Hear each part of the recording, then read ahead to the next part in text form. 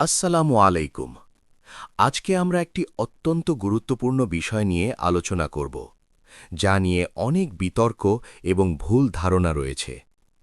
অনেকেই প্রশ্ন করেন যে ইসলামে কি সত্যি নারী পুরুষের সমান অধিকার আছে? কোরআনে কি নারীদের সাক্ষ্য পুরুষের অর্ধেক বলা হয়েছে? নারীদের কি সত্যি কম মর্যাদা দেওয়া হয়েছে? আজকে আমরা এই বিষয়গুলো কোরআনের সঠিক ব্যাখ্যার আলোকে বিস্তারিত জানব।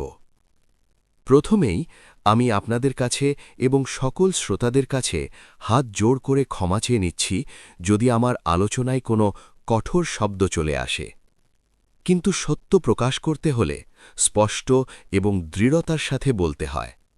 আপনারা অবশ্যই আমাকে ক্ষমা করবেন। প্রচলিত ভুল ধারণা এবং অভিযোগগুলো। আপনারা নিশ্চয়ই অবাক হবেন যখন শুনবেন কত ধরনের অভিযোগ করা হয়।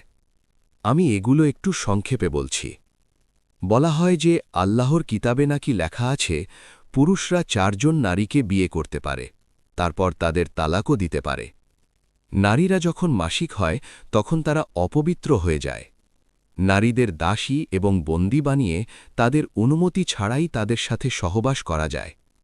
নারীদের সাথে কখন, কোথায়, কিভাবে সহবাস করতে হবে, কারণ তারা তোমাদের শয্যা।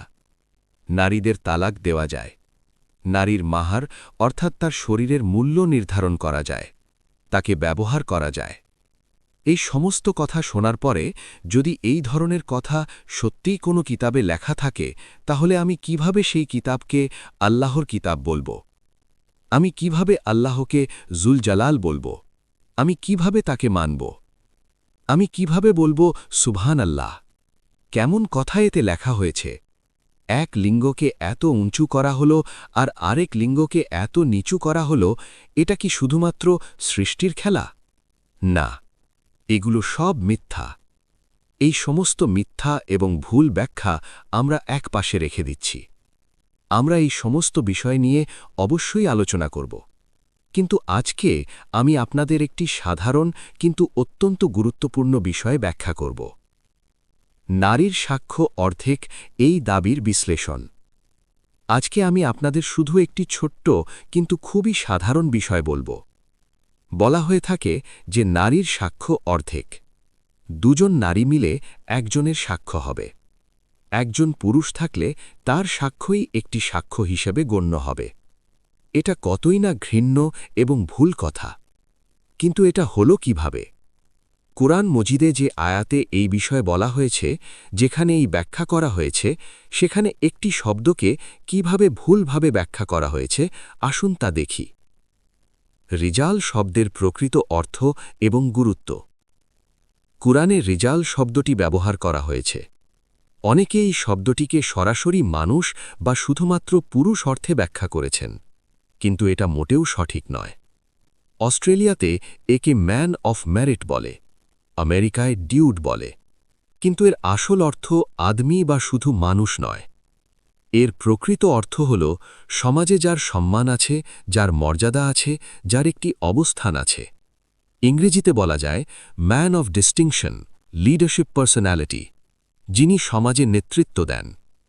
এবং এই গুণ শুধু পুরুষদের মধ্যেই সীমাবদ্ধ নয়, নারীরাও এই গুণের অধিকারী হতে পারেন। নারীরাও সমাজে সম্মানিত, মর্যাদাবান অবস্থানে থাকতে পারেন। সূরা নিসার ৩৪ নম্বর আয়াত থেকে প্রমাণ। বিসমিল্লাহির রহমানির রহিম। সূরা নিসার ৩৪ নম্বর আয়াতে বলা হয়েছে, আর রিজালু কওয়ামুনা আলান নিসা। আপনারা নিজেই বলেছেন পুরুষরা নারীদের ওপর তত্ত্বাবধায়ক।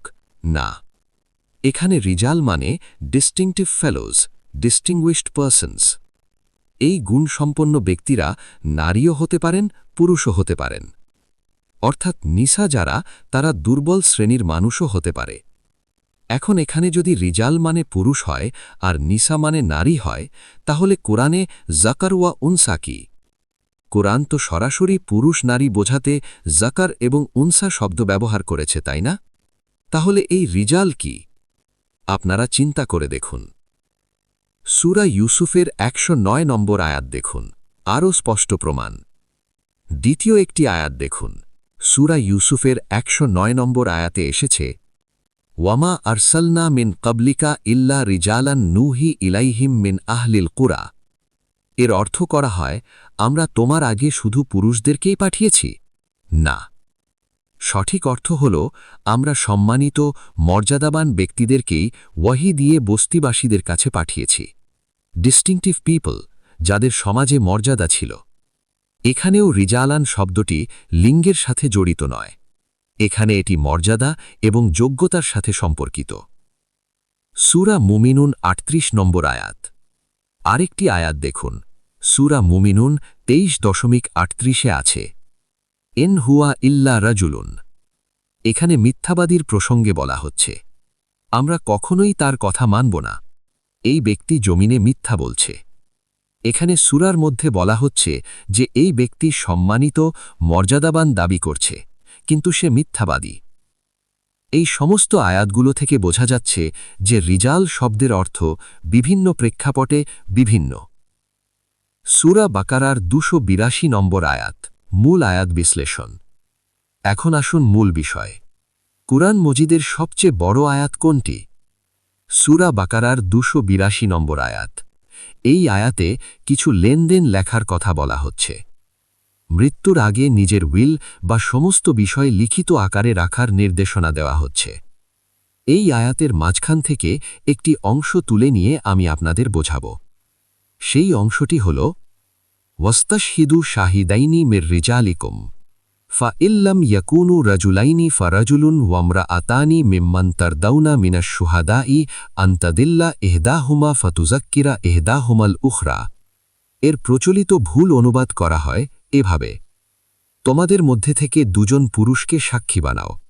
যদি দুজন পুরুষ না পাওয়া যায় তাহলে একজন পুরুষ এবং দুজন নারী নাও।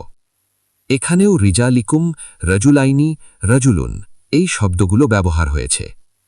আমি ইতিমধ্যে রিজাল শব্দের অর্থ ব্যাখ্যা করেছি, আয়াতের সঠিক এবং যুক্তিসঙ্গত ব্যাখ্যা। এখন দেখুন আমি আয়াতের সঠিক এবং তর্জমা করছি। ওয়াস্তাশহিদু শাহিদাইনি মির রিজালিকুম অর্থ হল, সাক্ষীদের মধ্যে থেকে সাক্ষ্য নাও, সাক্ষীদের ডাকো। আল্লাহ বলছেন, তোমরা সম্মানিত মর্যাদাবান ডিস্টিংটিভ মহিলাদের নাও। কলেজের কোনো ছাত্রীকে নেবে না। এমন মহিলাকে নিতে হবে যার টেস্টিমনি মানুষ স্বীকার করবে, মানবে। যেমন যদি সে কলেজের প্রফেসর হয় তাহলে তার সাক্ষ্য গ্রহণযোগ্য হবে। এরপর আয়াতে বলা হয়েছে, আনতাদিল্লা ইহদাহুমা ফাতুযাক্কিরা ইহদাহুমাল উখরা অর্থ, if one of them fails to remember, the other will remind her. এই জুমলা, এই বাক্যটি দুইজনের ওপরই প্রযোজ্য, পুরুষের ওপরও প্রযোজ্য, নারীর ওপরও প্রযোজ্য। যুক্তি দিয়ে বোঝা। চিন্তা করুন, এমন হতে পারে যে আমরা একজন ব্যক্তিকে সাক্ষী হিসাবে নিলাম, পরে কোনো অসুখ হল, ডিমেনশিয়া হল, তখন সে ভুলে গেল, কিংবা ভুলে গিয়ে কোনো কথা পূর্ণভাবে মনে রাখতে পারল না, তখন দ্বিতীয় ব্যক্তি তাকে মনে করিয়ে দেবে। এখন বলুন তো, এটা কি শুধু দুজন নারীর ক্ষেত্রে হতে পারে? দুজন পুরুষও তো এই একই কারণে সাক্ষী হতে পারে। পুরুষদের কি ডিমেনশিয়া হয় না? তারা কি ভুলে যেতে পারে না? অবশ্যই পারে, তারাও তো মানুষ। সুতরাং এর অর্থ হল, দুজন পুরুষকেও একই কারণে নেওয়া যেতে পারে, যাতে একজন ভুলে গেলে অন্যজন মনে করিয়ে দেয়। মূল শিক্ষা এবং নীতি। তাহলে নারীর সাক্ষ্য অর্ধেক, এই কথাটা আমাদের কাছে পরিষ্কার হয়ে গেল যে এমন কিছু নেই, কোনো অর্ধেক সাক্ষ্যর ব্যাপার নেই। উভয়ই সমান পর্যায়ের, শুধু শর্ত হল তাদের অথরিটেটিভ হতে হবে, সমাজে মর্যাদা থাকতে হবে। যাদের লিডারশিপ কোয়ালিটিজ আছে তারাই সাক্ষ্য দেবে। বাস্তব উদাহরণ, আমি যদি আমার বাড়ির লিজের সাক্ষী আনতে চাই তাহলে আমি সমাজের দুজন সম্মানিত মর্যাদাবান ব্যক্তিকে নিয়ে আসব। আমি কি একজন মজদুরকে নিয়ে আসব? একজন কলেজের ছাত্রকে নিয়ে আসব? না, তাদের সাক্ষ্য কেউ মানবে না। যখন আমি এই বিষয়টা কোর্টের উপস্থাপন করব তখন বলা হবে, এরা কারা, তুমি কাদেরকে নিয়ে এসেছ?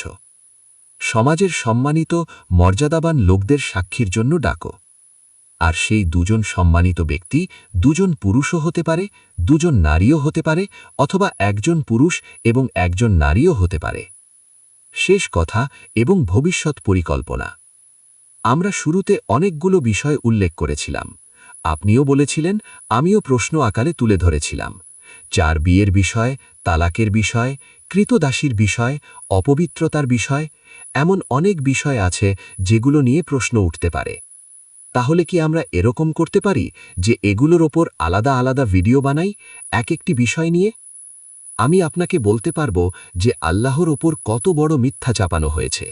প্রতিটি বিষয়ে স্পষ্ট প্রমাণসহ আমি দেখাব কিভাবে কুরআনের ভুল ব্যাখ্যা করা হয়েছে। এটা ছিল প্রথম পার্ট। এর পরে আমরা পরবর্তী পর্বগুলো নিয়ে আসব। প্লিজ এটি মনোযোগ দিয়ে শুনবেন যাতে আমাদের সবার ধারণা পরিষ্কার হয়। ভুল ব্যাখ্যার জাল থেকে বেরিয়ে আসতে হলে আমাদের সঠিক জ্ঞান থাকতে হবে।